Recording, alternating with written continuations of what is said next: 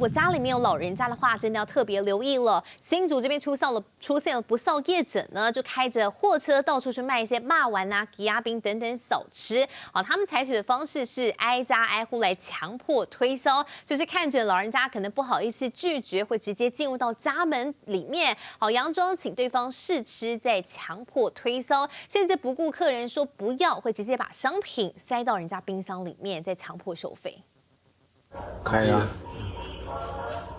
蓝色货车现身家门口，开进新竹关西一户人家。只见家中剩下年迈妇人，驾驶下车谈话，没多久拎起车上商品，二话不说开门进入屋内。妇人家属控诉，就是这台货车驾驶对母亲强迫推销，就拿2包就要定息，我就说我不要买这么多，我不要买这么多，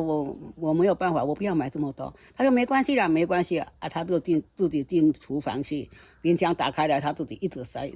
回想起来还是心有余悸。14号下午，陈妈妈独自在家，没想到一台卖各式小吃的货车直冲冲开进家门。男子下车，先是说要请妇人试吃，接着说要送蒸笼，要求妇人买下2大袋肉圆。妇人劝阻说没有要买这么多，但男子不顾妇人意愿，直接闯入屋内，把7包冷冻肉圆强行塞入冰箱，还向妇人收费700元。老人家没有反抗能力，那如果有钱了，那给你；那如果没有钱了，